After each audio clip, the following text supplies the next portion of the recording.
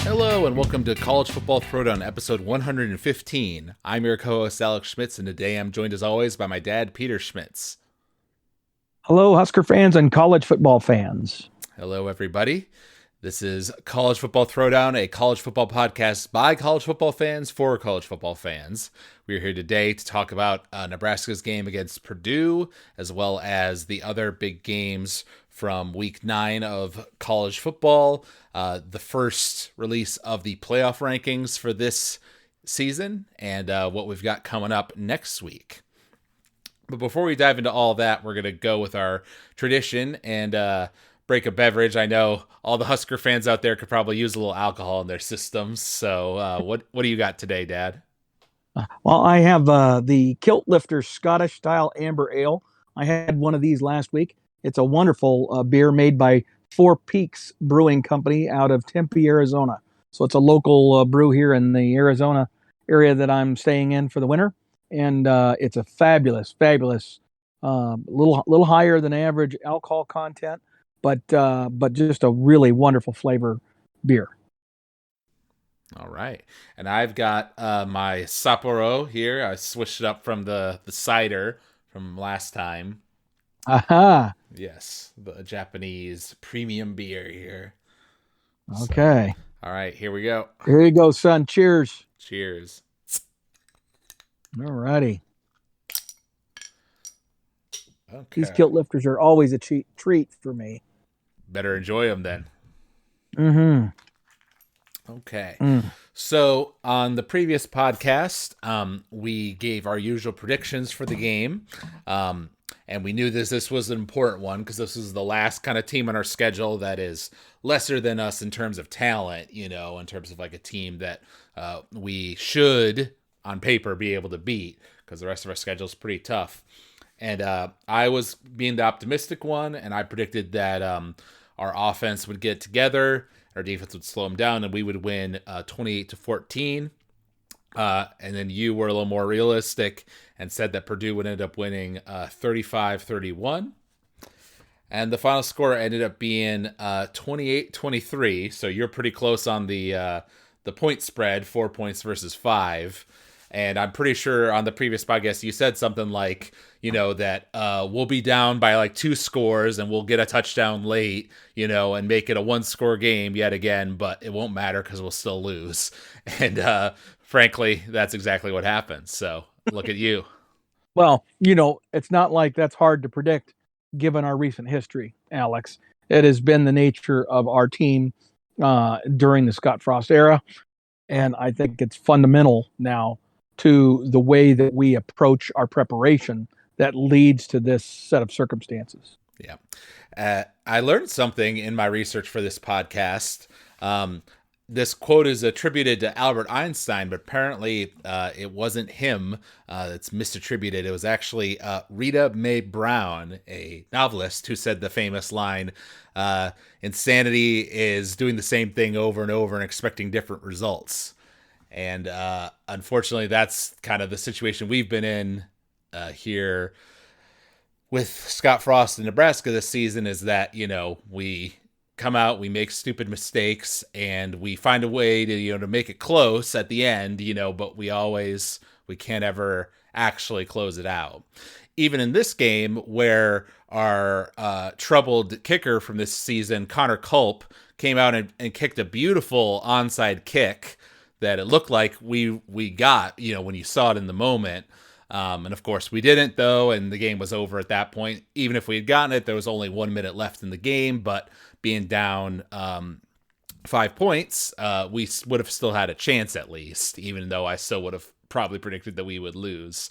But this was a tough one with Adrian throwing 4 interceptions after I believe he'd only thrown 3 interceptions the whole season prior to this. Which was a problem he had in the past where he was throwing picks all over the place, fumbling it. He's been better about that this season until now, and the fact that Scott didn't switch him out after he had thrown the 3rd pick was, or even the second pick, arguably, I know was a frustration for both you and I as Husker fans. That is true. And again, this script has been written and then repeated over and over and over again. And at this point, I have to question Scott's decision making and his coaching and his recruiting, his whole program. I mean, if you're telling me that at the end of 4 years, you don't have a backup quarterback that you trust enough that you can't pull your starter at least for a couple of series to let him watch from the sidelines and get his composure back when he's clearly making stupid, inappropriate decisions, then that's a you problem, Scott. I can't blame the kid. He's just being stupid. You're the coach. You have to get him off that stage and give him the opportunity, So I don't understand it. Mm-hmm. Yeah. No, it definitely was frustrating. And I was saying to you that either there's only two things that are conceivable in my mind. Either Scott is like, ride or die with Adrian, and like he knows that his job, he's in the hot seat, and he's like, I'm going to, whether it's good or bad, I'm going down with this kid, because I really believe in him, and I don't care if I get, well, not that I don't care if I get fired, but, I've accepted that at this point. Or Smothers is so unbelievably bad in practice that he just feels like he can't bring him out, which seems odd because the little bit we have seen of him this year, he's looked like decent, at least, not like anything special, Right. but if he's not throwing picks left and right like Adrian is, even if he's not, able to go deep at all, at least that's an improvement. Right. And if not Smothers, then what about the third string guy who is a true freshman, but now we're into our last 4 games. So he could have played because he can play 4 games in a season, and still retain his red shirt. So even he is an option. So you still have two alternatives to Adrian that you could have used. Mm-hmm. So I just don't understand why Scott wouldn't have at least given that a chance when the game was still a possibility. Yeah. There are so many other things about this game, though, Alex. The missed opportunities. At halftime we should have been up at least 10 points. I mean, we had again an Adrian wide open, our best receiver, our sure-handed receiver. Um, is wide open just before half, and he overthrows him. Right. Okay.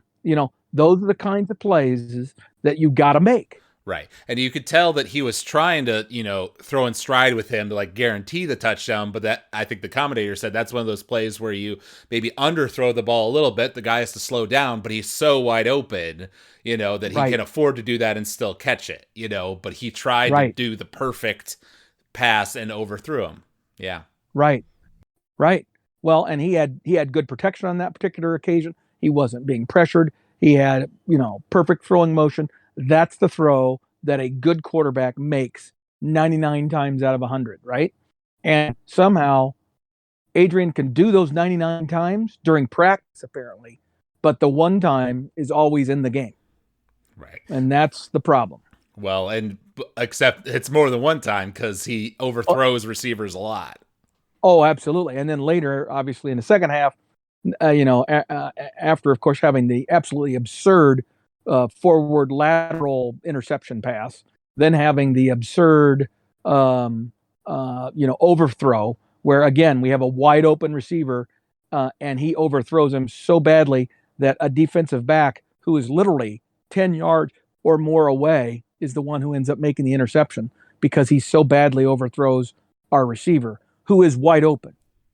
Mm-hmm. So again, I don't think Scott's offense, if it was being run by somebody who understood the mental time clock and all that stuff, I understood that.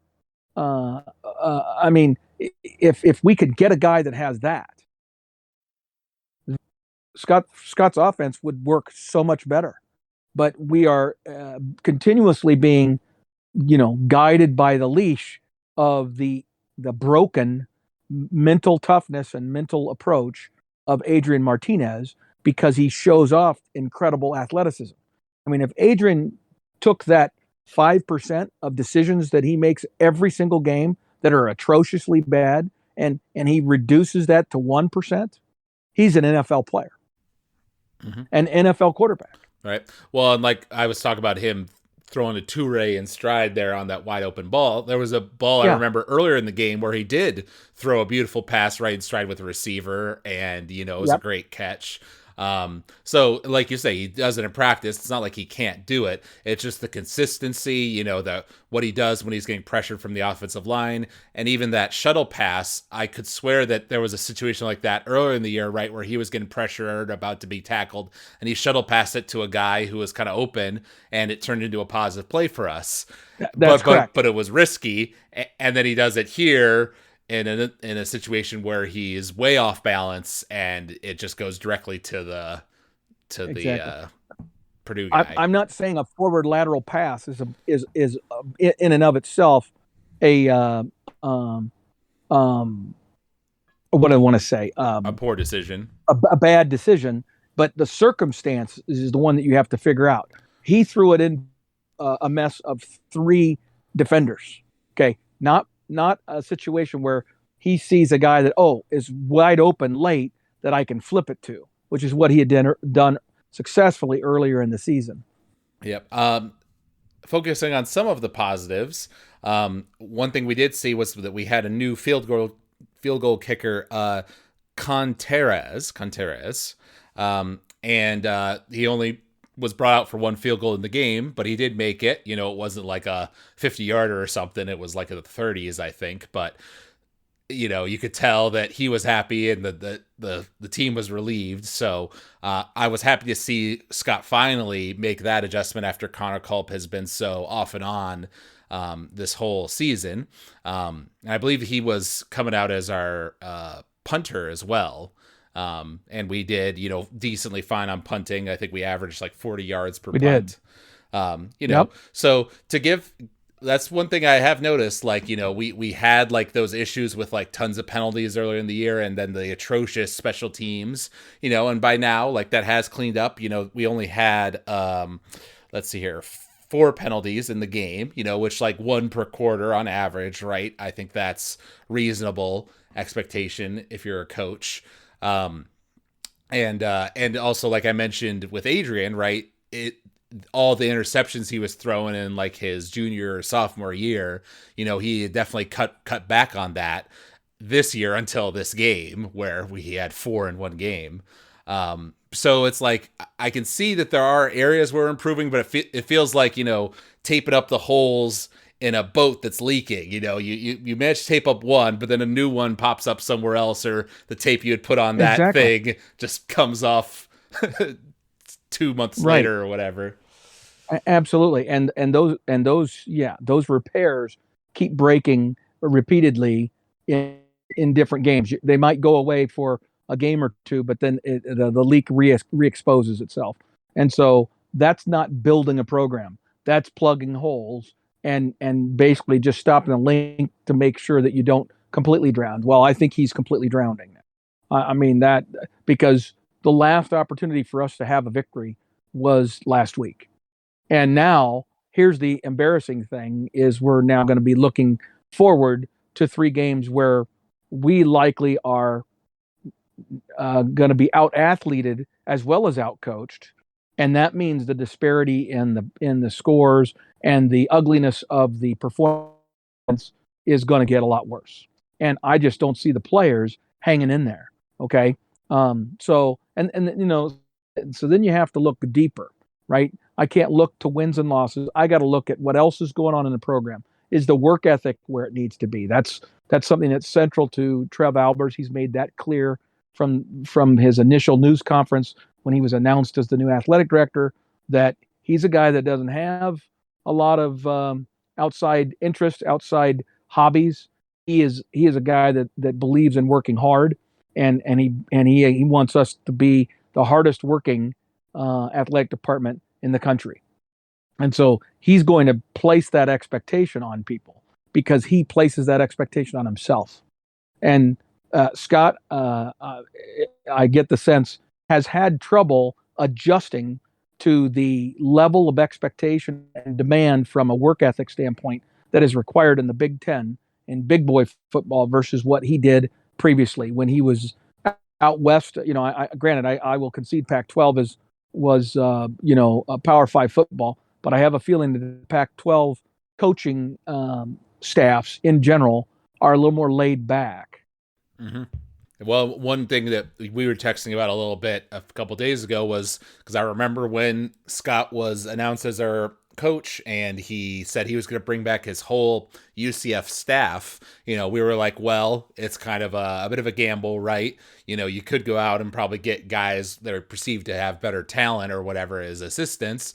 But there might be a cohesiveness, right, to keeping this coaching staff together that had just done so well, had this undefeated season at UCF, right? So we were like willing to go with that. And unfortunately, it's kind of turned out that probably wasn't great. And you showed the stat of the fact that Mel Tucker at Michigan State has hired, like 70 years worth of Big Ten, Power coaching, 5 experience. Yeah, coaching talent, although right. To counter that, admittedly, it wasn't Big Ten talent, but a lot of the people on like Mike Riley's staff, right, were like senior coaches, had many years of experience, coaching in football and things like that. So, experience isn't everything, certainly. No, but exactly. And you need lots of youth as well because you need recruiters. So you need a team that's going to be a combination of expertise and experience combined with some youth. That's going to give you that high energy recruiting element. And we don't have that within Scott's staff, right? And so we've had an awful lot of learning on the job going on, and that is a challenge. Yep, and like we say, we've seen improvements like with Shenander, I know we gave him a lot of crap last year and, he still has problems this year, but like in this game, they were passing it all over us in the first half and we made adjustments in the second half and we're able to shut them down quite a bit more defensively, even with Adrian throwing 3 picks over the course of that half. We only gave up 14 points, assisted by them missing 2 field goals over the course of the game. I will concede, but still, he's somebody we've seen some improvement with. But I gave a prediction before the season started in our preseason podcast that if Scott had another 4-win season or worse, then he would be fired this year. And now we're looking at most likely a 3-9 season. And I can't see Alberts keeping Scott around after 4 years of that kind of performance. It's just not conceivable to me. Right. Well, I think the things that there's other things at play, and that's where I think we have 3 paths that we can discuss. The one you just described, which is Scott is let go by Trev after the season is over, and then he goes through the process of finding a new coach and spending all the money required to do that, to send this staff and all their years that they still have on contract and writing those checks and conceding that in exchange for getting another coach. Okay. That's option 1. Option 2 is that Trev doesn't fire him, but Scott on his own acknowledges that he has failed to meet the standard that was expected of him, that we had given him 5 years to do so, that he had not demonstrated any progress in that effort. So if he did that approach, then maybe that saves a little face for him and doesn't put Trev Alberts in that situation or his alma mater in the difficult situation that they're going to be put in. And then the third option, of course, is that Trev retains him, but gives him the opportunity to, right the ship, so to speak, and keeps him for another couple years, so that he can make some changes in his staff, which will probably happen naturally, right? It'll kind of occur organically. Some of the coaches are going to bail because they're going to see the sinking ship and say, I'm if I've got another opportunity, I'm going to seize on it. So there's going to be turnover. There will probably be some portal issues regardless this year, whether we keep him or fire him. But bottom line is we keep him for another 2 years, because if you're not gonna fire him this year, there's a greater likelihood, I think, that unless there's a mass exodus of athletes and talent, that will at least win 4 games plus next year, and maybe even get to 6 or 7. And now what do? Now you got a guy who's had one winning season in, whatever that would be, 5 years, 6 years, and and his one winning season was like 7-5. Well, right. Well, but that's my thing. If Alberts gives Scott another year and say we are 7-5 next year, I think fans will totally calm down, because fans want Scott to succeed. Of course, he's our famous previous quarterback, right? We want him to succeed. We're willing to give him, that time to develop things if, he's at least getting to like decent results, right? Like 7-5, 6-6, right? But 3-win, 4-win seasons, multiple years in a row. He's worse than Riley in terms of record, and we kicked Riley out like as soon as we could, And spiraling horrible recruiting. Exactly. Horrible recruiting. So I can concede this 1 year of recruiting because of how this year has gone. But what about for next year? Right? You damn well better have a great start next year so that you can end up with a great recruiting class to supplant all the talent that you're losing, because you have now had basically 2 years where you've brought in very little talent. Otherwise, if you don't, then when you fire him, you're leaving the cupboard completely bare, right? Like all the talent's gone. Now, maybe in this new era of the portal, that's going to be true no matter what, right? Because the really talented guys are probably going to leave for greener pastures anyway, if their coach is fired. I don't know. I might be wrong about that, but I just think that the whole portal movement thing is going to create that circumstance where even a team that has quite a bit of talent, that's been stocked by a previous coach who hasn't been able to do it on the field, but certainly succeeded on the recruiting trail, a lot of those recruits are going to go away with him. Mm-hmm. Yeah. Well, I think what I'm curious to see coming up here, because like you say, we've got Ohio State this weekend, then we've got a bye week, then we have Wisconsin and Iowa. So tough final 3 games for us. But I wouldn't be surprised if we at least make one of those like really close and competitive, because we've shown, that we can do that against Oklahoma, against Michigan State, Michigan State. Yep. Yeah. We've shown that we can compete. Like I said on a previous podcast, it seems like we kind of play up or down to the talent of our opponent. We play worse when we're playing worse teams, and we play pretty well against these other teams, frankly, good enough to beat them, and then still manage to shoot ourselves in the foot somehow.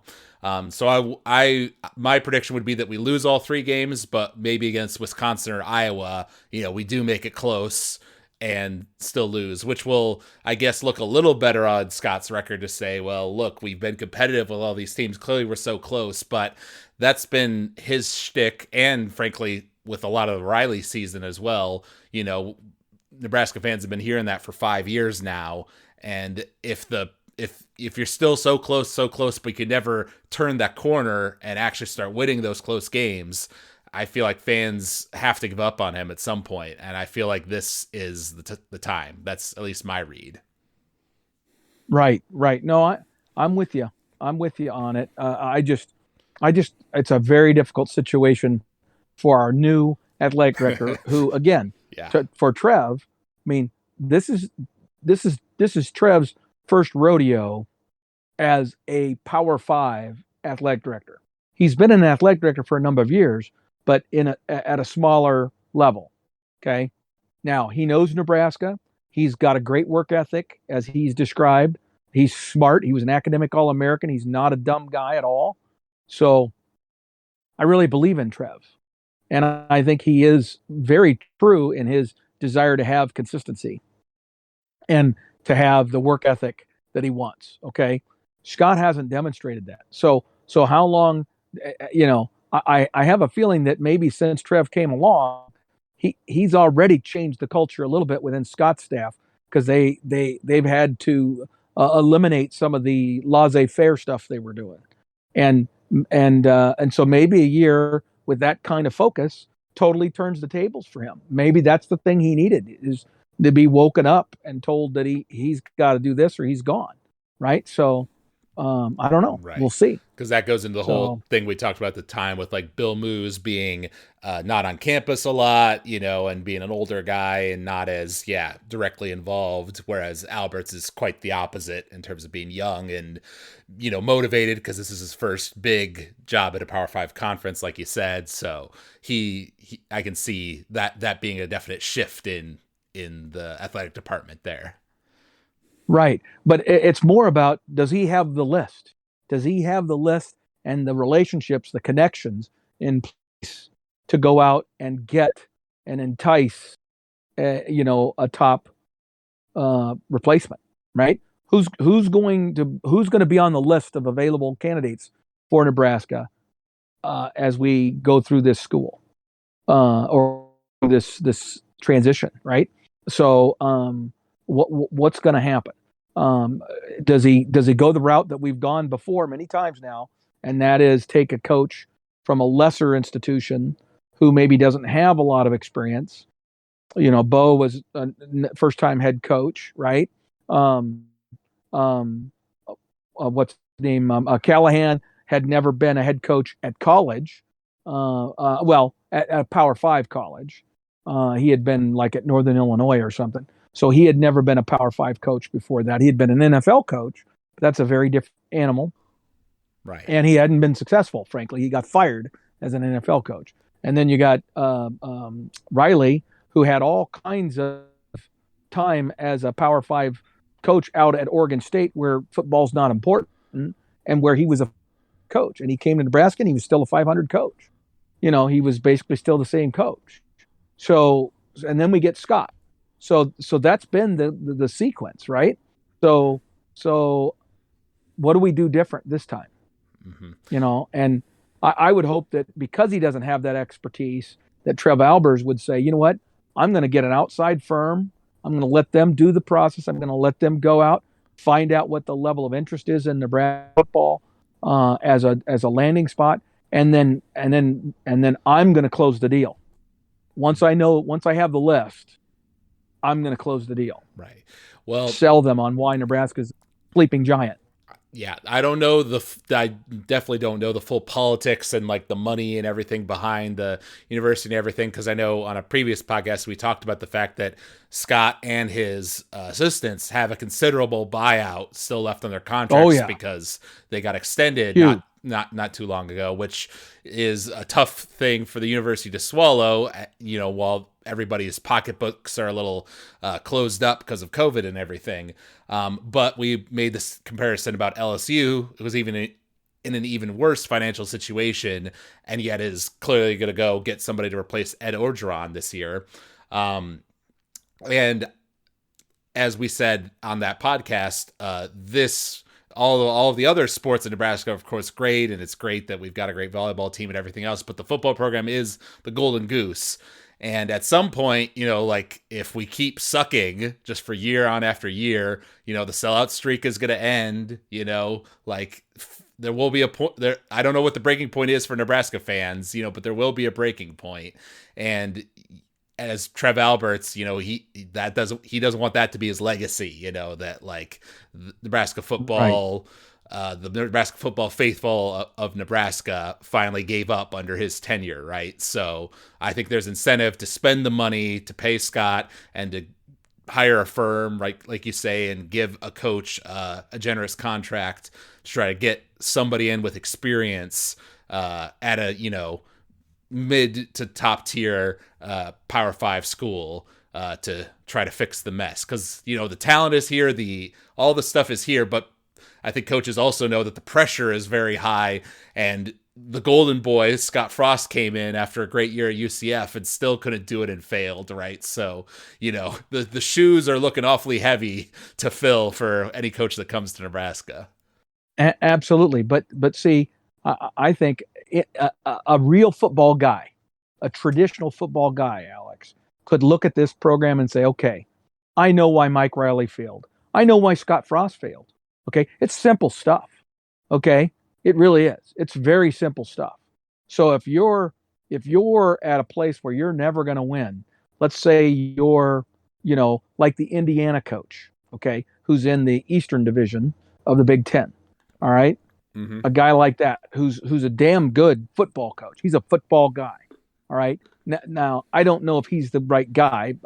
Just using him as an example. There are countless guys like him in the second half of the SEC conference, right? Some really good coaches who just can't quite get over the hump because they're in a division that's unwinnable, right? Because they have to be better than Michigan, Penn State, Michigan State, and Ohio State all in the same year. How often is that going to happen for Indiana? Last year being the exception, right?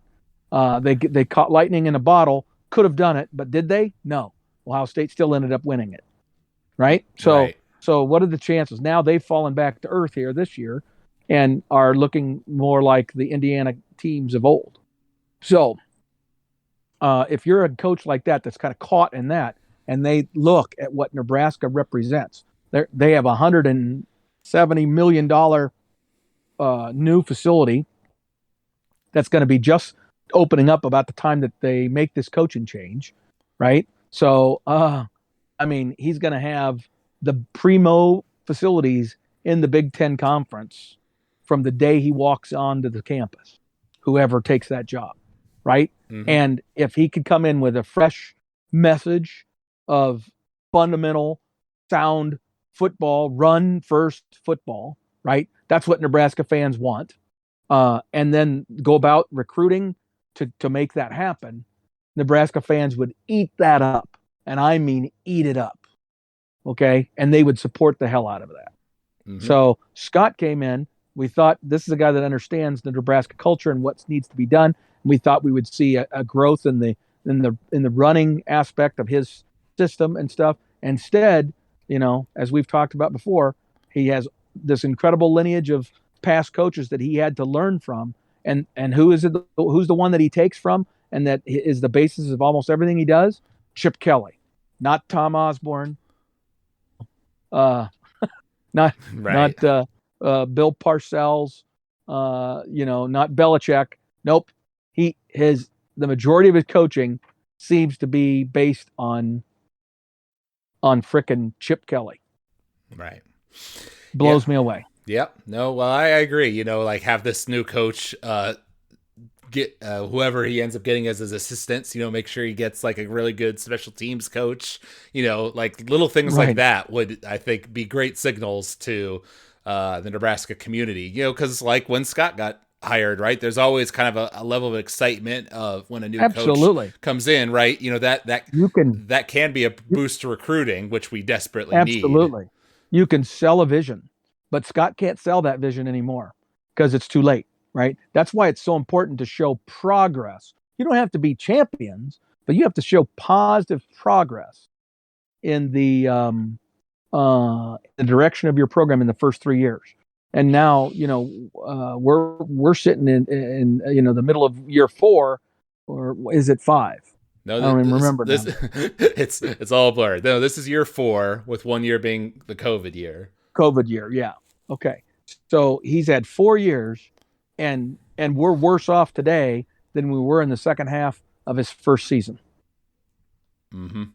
Right. And so there's been no progress. Well, and so he can't sell the vision anymore. I wouldn't go that far, because let's calm down on the negativity a little bit. Because remember, on previous podcasts we've said that overall Adrian's played pretty well this year.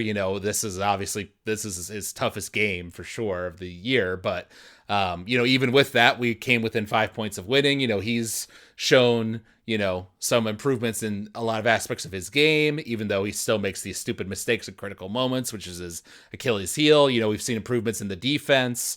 And yep. Even though we're playing this really tough schedule and against all these good teams, right, we've managed to play close with them. Kenneth Walker, that Michigan State running back that had a Heisman Trophy type day against Michigan this past weekend, we contained him really well in our game against Michigan State. We sure did. Oh, we should have beat them. We should have beat Michigan. We should have beat Oklahoma. Right. We certainly should have beaten Illinois. Right. I mean, So I mean, yeah. So just my point is like I wouldn't go so far to say as we haven't seen improvement. We have seen improvement. It's true. a combination of Scott having a tough schedule, which he can't do anything about, and the core problems still being there. You know, the crappy special teams, the penalties at the beginning of every year, Adrian's bad mistakes, and Scott's just general unwillingness, it seems, to like, you know, fire an assistant that isn't working or change the game plan halfway through. You know, those sorts of things have been consistent, and that's the real problem. Yep, you're exactly right. You are correct. He has improved. The quality of talent that we have is way better than it was when he arrived. There's no doubt about that. He has filled the cupboard with some real talent. He has underutilized that talent and just failed to make use of it because he does not have a quarterback that can execute his system the way he wants to execute it. And he sat pat on that rather than going out and getting other options. See, and Right. that's the lack of effort, the lack of work ethic on Scott's part to do everything he could. He could have used he had an ability to go out and get at least one, if not two more quarterbacks during this offseason that would have been brought in for if for no other reason than to simply uh, compete against um, Adrian and the other quarterback and to provide depth so that if Adrian struggled, you had other players. Okay. And he needed to sell people on that and build that quarterback room so he had options. Yeah. He didn't do that. Right. And now here we are. Well, this might be a weird analogy, but I'm just imagining, say, Nick Saban, pre all of his success at Alabama, was here at Nebraska, you know, as our coach, and we have these struggles with Adrian. There's little doubt in my mind that he would have been willing to go into the transfer portal, find some senior quarterback who was, you know, coming off of, or a junior, some experienced quarterback coming off of a better squad, you know, because he wasn't getting to play or whatever, bring him over here and, you know, play him immediately, you know, and sit Adrian on the bench or whatever, because, you know, he's the one who brought Tua in the middle of the national championship game, right, when they were down. He Right. brings in this freshman kid, you know, so sometimes that's the kind of, you know, do whatever it takes to win, you know, be able to take risks, you know, and change things up when things aren't working, you know, that you need as a coach. Yeah, exactly. And see, do we wait around for Scott to learn those lessons and to figure out this Big Ten and how you No. have to be physical and how you have to practice to prepare for this league? Or do we say, you know what, Scott, you've failed to prepare this. Bye. You're done. You know? Yeah. So, No, yeah. I mean, yeah. He had time to adjust, and like you say, he has learned, you know, like what he said about, you know, you got to get old and stay old here in the Big Ten, and I didn't understand that at the beginning. You know, he's admitted to, you know, areas where he didn't understand when he came in day one, right, and ways that he has adjusted his way of thinking. But you know, in today's college football, and I've seen all these stats people have been putting up about comparing him to like other coaches across all of Division I football that have played at least like been a coach for at least like 40 games or something like that, and he is near the bottom of the list in terms of like win-loss record and all these sorts of stuff. yeah. Like, and all these stats were just near the bottom. So I mean, you know, other coaches have been fired earlier for a lot less. Let's just put it at that. Absolutely. Yeah, I agree. So we'll see how this all plays out. Let's focus just a little bit on this week's game, if you don't mind. Yes, let's do that. And then we'll be done with it. Because I don't want to waste a lot of time on Ohio State. Okay, Ohio State's going to come in. It's at home in Lincoln horribly. I mean, this is just like last week. You know, we were 7-point favorites last week. Who the hell is doing this shit in Vegas? How are they setting these lines? It's freaking stupid. And then to make things worse, what are we doing? We're the big game of the week for Fox. We are the big noon game, which that's the premier game that Fox chooses every week, is the big noon game. And it's Nebraska against Ohio State. Are you kidding me? Talk about a showpiece for Ohio State to basically be able to just kick our ass on national TV when most people are watching, where they promote it the most and everything else, and it's going to be a whitewash. And I don't understand in a week when Washington is playing Oregon, okay, in the Pac-12, which is the other Fox Network conference, why they wouldn't have chosen that Washington Oregon game to be their big noon game. It just blows me away. The big noon game was the Ohio State Oregon game earlier in the year. Why wouldn't they have made this one the big noon game? Making Nebraska, it's just going to be an embarrassment for us. Right. Well, I know And it wouldn't. Not only is it going to likely be one of the first times in my lifetime, okay, the first time in my lifetime that stadium is going to look atrociously empty. First time. Yeah, it's still a sellout because we've sold all the tickets, but there's going to be a ton of empty seats in Nebraska Stadium. Mm-hmm. To be fair, I know that Washington has also kind of had a bad year. I don't think they're as bad as us, but I know it's not considered to be a competitive game. But I get your point, and I don't know what the spread for this game is in Vegas, but it must be massive because, I don't see how we're going to, we were also huge underdogs against Oklahoma and we managed to surprise them. But I think the difference there was, earlier in the season, right, Oklahoma hadn't had things figured out. Now they have. Ohio State definitely didn't have things figured out early in the season when they lost to Oregon, right at the beginning. But they have figured things out since then. Meanwhile, we're just, we're at a low point right now. So, the timing's not great, which it's never great with us, but, that's how it goes.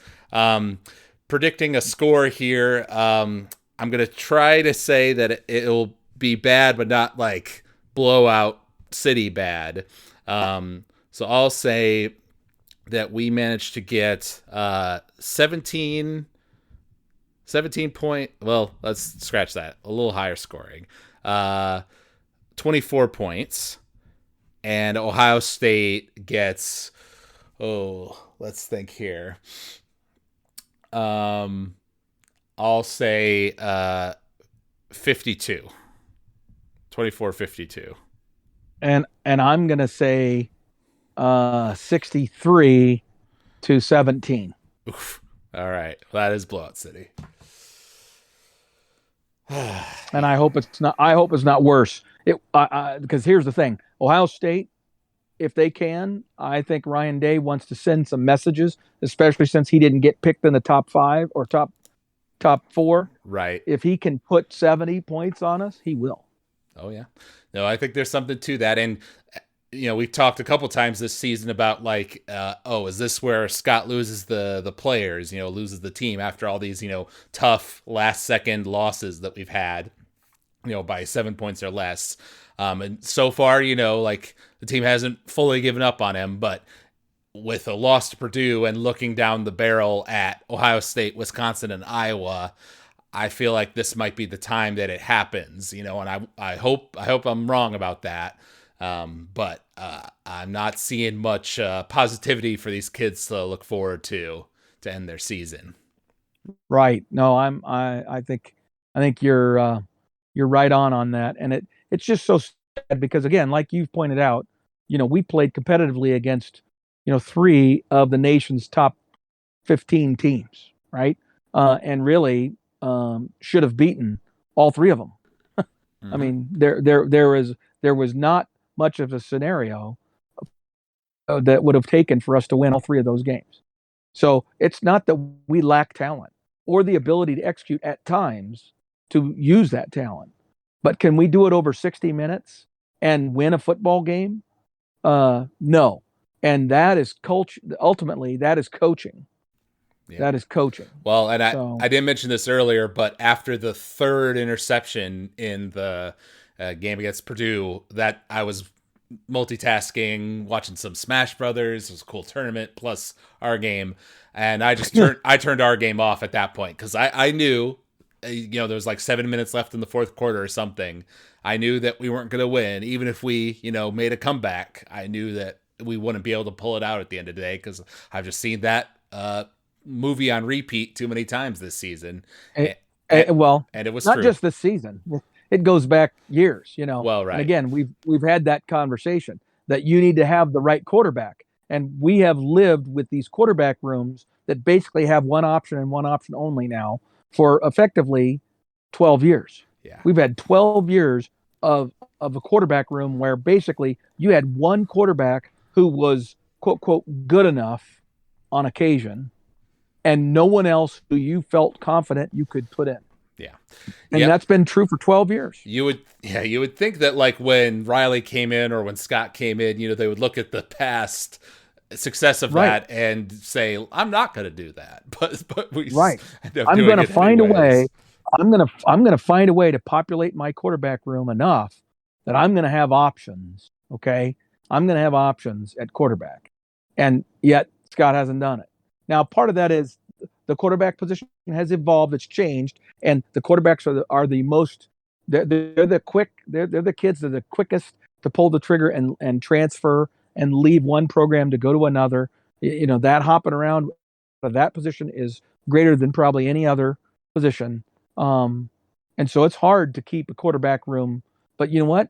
There's an awful lot of schools that seem to be doing it. Look at Oklahoma. Right. Or just being able to, scout out the B tier quarterback or whatever on according to, rivals or whoever, the 3-star that's secretly, like maybe not like a superstar, but a good quarterback, Solid. and Yeah, solid. right. Yeah, just have a solid backup that you can rely on when your starter throws 4 interceptions, right? You should have somebody who's solid and shouldn't be that hard. So, all right. It shouldn't. Moving on. We've talked a lot about Scott here. We beat the dead horse. Yes, we did. We're going to go through some of the games for week 9. Okay. Georgia had a very impressive win against Florida, 34-7. Their defense showing off why they're the best in the country yet again. This was an interesting one. I didn't get to watch it live, but I saw some of the replays. Wisconsin versus Iowa. Iowa was the higher ranked team, but Wisconsin controlled that pretty nicely, 27-7. I believe it was 20-0 at halftime, and good on Iowa's defense to like keep Wisconsin's scoring down. But I believe Iowa had several fumbles in that game, and so I believe like one of the touchdowns Wisconsin did get was off of an Iowa fumble, like right at the goal line. So they made some mistakes that kind of let Wisconsin have that dominating lead. But I believe you predicted last week that Wisconsin would win that. So another feather in your cap. Because your dad's wise. Okay, yeah. Don't let it get too hard to your head there, buddy. And then also within the Big Ten, a lot of big games. Ohio State played against Penn State, which, when Ohio State was definitely the favorite in that game, because Penn State was a little down this year. But Penn State, played with them, kept it competitive. It was, I believe, tied around the early third quarter. But Ohio State managed to pull away. I know Penn State had some early turnovers that kind of let Ohio State go up quickly. And they, weren't able to fight back to win. So Ohio State ended up winning that 33-24. Yep. And that was surprisingly competitive, I guess. I really thought that Ohio State had turned a corner and that they were really going to start to dominate, but they apparently waited until this week to do that.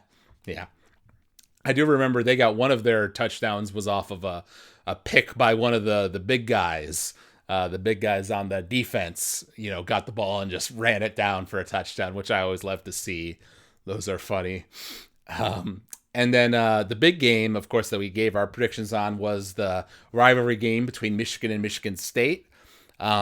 We both predicted that Michigan would win, although our scores were different. I said 35-28. You said 35-21. But it ended up being a Michigan State victory of 37-33.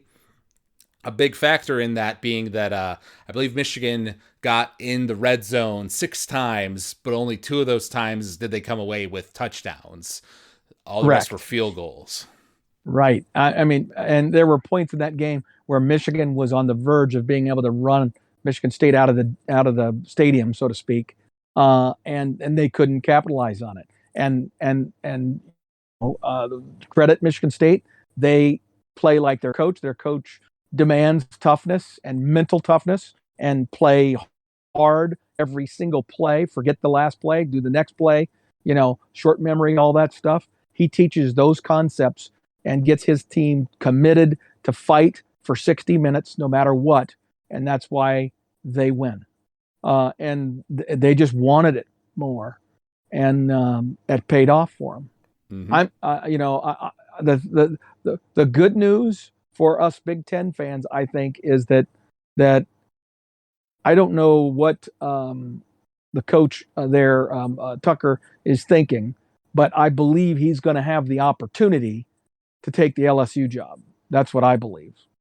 And him being an SEC guy, the opportunity to take a team like LSU, who's a multiple national championship type program, and certainly one of the few spots from a recruiting based standpoint that can compete with the Alabamas and the Floridas and the Georgias of the world, the Ohio States of the world, that will be a hard offer to turn down. So Michigan State will have to throw so much money at him and his assistants.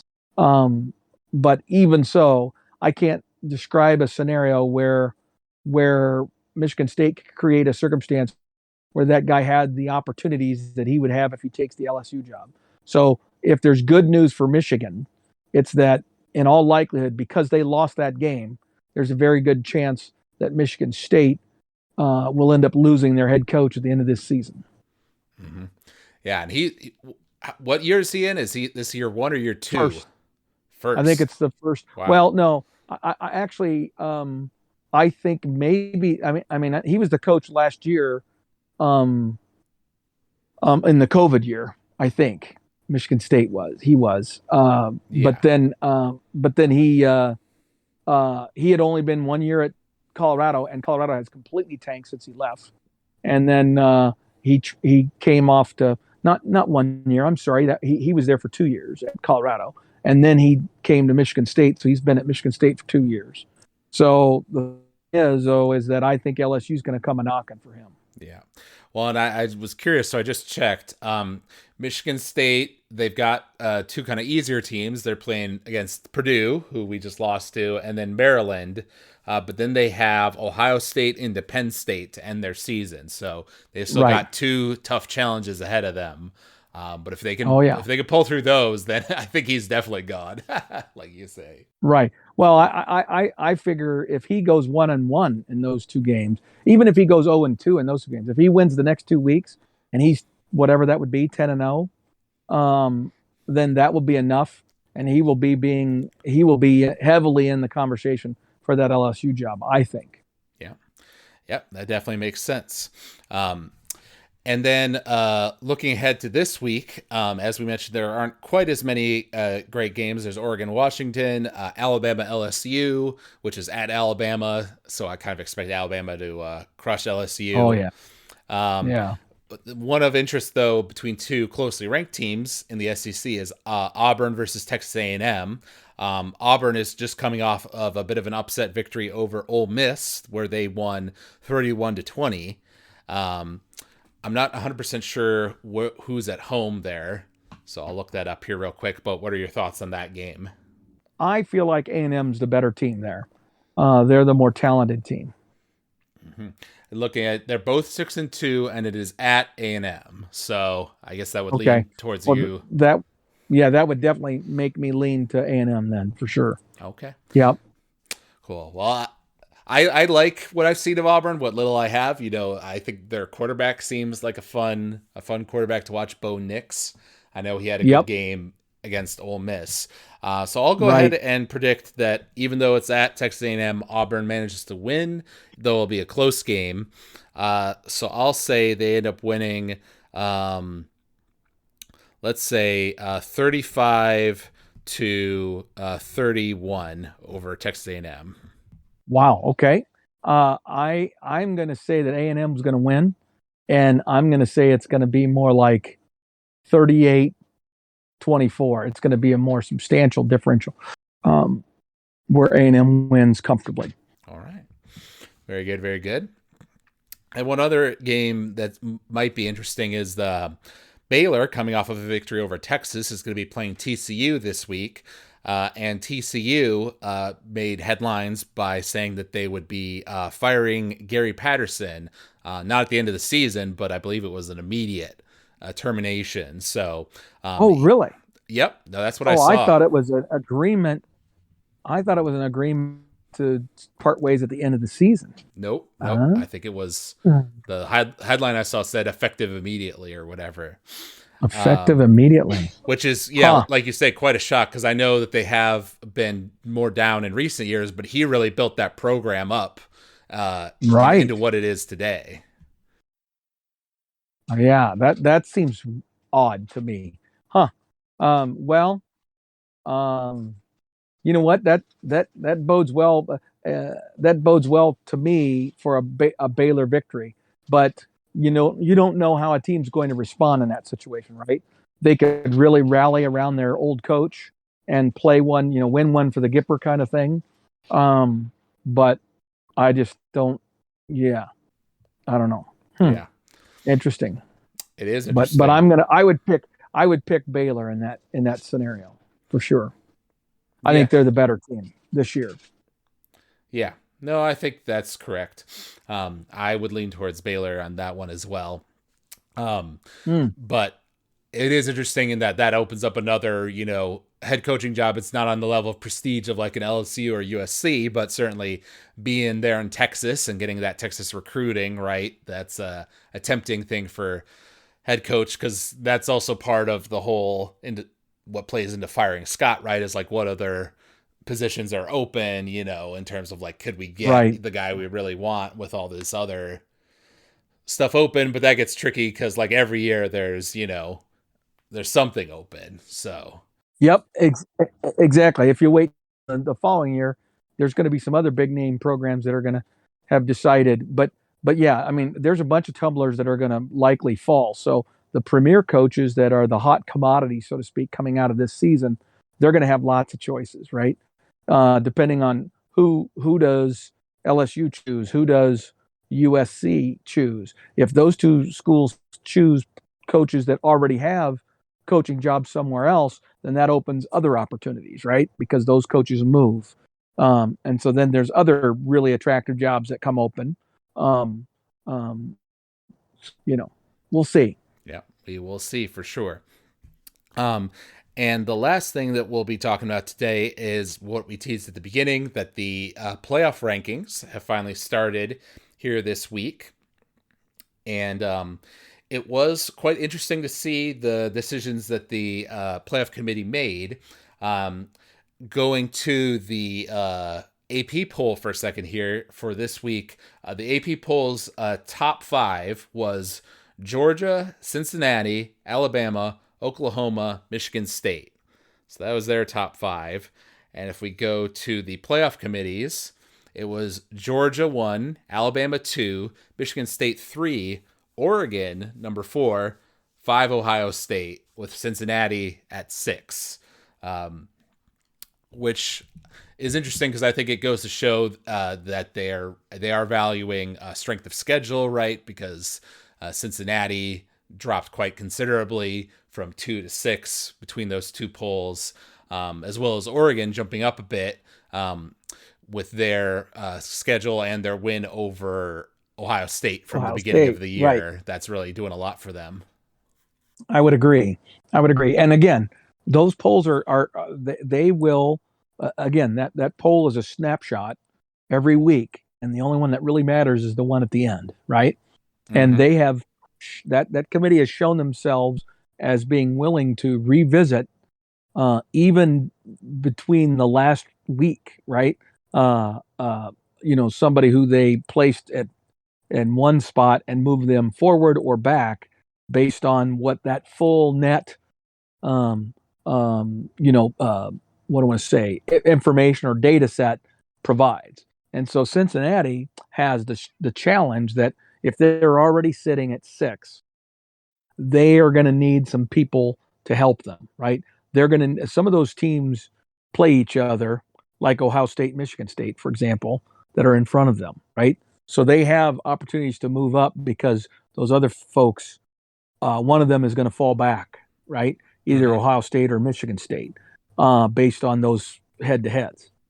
However, there's some teams behind them because you still have Oklahoma, who's undefeated, and there's another team back there that I'm trying to think of. Well, there's Michigan. Um, Michigan's only got one loss. Yeah. So there's some teams that are behind Cincinnati as well that could leapfrog them if they won out, right? Because their strength of schedule, their quality wins, all that sort of stuff will grow, and Cincinnati, except for the possibility of I think one team left on their schedule who isn't currently ranked, but if they continue to win, and then later in the season, it's likely that they might be like 25 or something, or 23 by the time they face each other.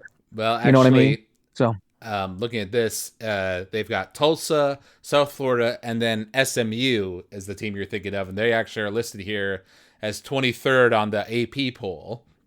okay, yeah. So SMU, the team that could be ranked by the committee by the time that those two face each other. But that's the only, you know, what do I say, top 25 win that they have available to them. Whereas, you know, Oklahoma obviously has the opportunity to play, some additional games that are gonna help them in terms of their strength of schedule more than Cincinnati's got in front of them. Michigan has some quality opponents yet to play that could help them jump forward, that sort of deal. So it's just going to be really, really tough for Cincinnati to climb up that thing unless some unexpected losses happen. Like, for example, if Nebraska were to beat Ohio State, right? Now all of a sudden Ohio State's got two losses, unexpected loss to Nebraska. They fall way behind Cincinnati and those teams, and Cincinnati doesn't have to worry about them anymore, right? So yeah, I did see one commentator mentioning that right now Oregon's over Ohio State clearly because they have the head-to-head win over Ohio State. But I believe right. when you're comparing their strength of schedule, Ohio State has a tougher road ahead of them, more ranked opponents than Oregon does. So if Ohio State Absolutely. wins out with that, they will definitely pass Oregon before the conference Absolutely. championship games. Absolutely, or after it. I mean, if Ohio State is to win out, they're going to beat a third-ranked Michigan State. They're going to beat a top 10 Michigan. You know what I mean? So there's two significant wins that they get. Yep. Between now and the end of the season, then they're going to play whoever the Big Ten West champion is, say Wisconsin, who by then will probably be in the mix. Who, you know what I mean? Top 15 type team. And so they'll have plenty of opportunities to bump their resume. Mm-hmm. Yep, seems that way. I am going to definitely be curious to see how the Alabama-Georgia game goes because I think we mentioned this earlier in the year, but if Alabama loses, and they have two losses, there's no way I can see them being in the top four. But if Alabama beats Georgia, which seems like the more likely outcome based on history, and then both of them are 1-1, we may be in another situation where we have two SEC teams in that top four, which I know both of us would not like, but it definitely seems like a possibility. I think it's very real. I think it's likely. So because now they don't play in the regular season, do they? Though they play. So they will likely face each other in the conference championship game. Yes, that is correct. Okay. All right. So we're going to have to wait till that game before either one of them loses, in all likelihood. The only thing you could hope for is that maybe Auburn pulls off the upset like they're known to do of beating Alabama in the Iron Bowl. Mm-hmm. That would be the one possibility that I could see. Yep. That game does have a tendency to be crazy. That is for sure. Exactly. All right. Exactly. Well, hopefully we'll be here next, based on what you just said, Nebraska upsets Ohio State. They fall behind Cincinnati. We're predicting a positive future here. Right. No, I, honestly, Alex, at this point, I hope we play competitively.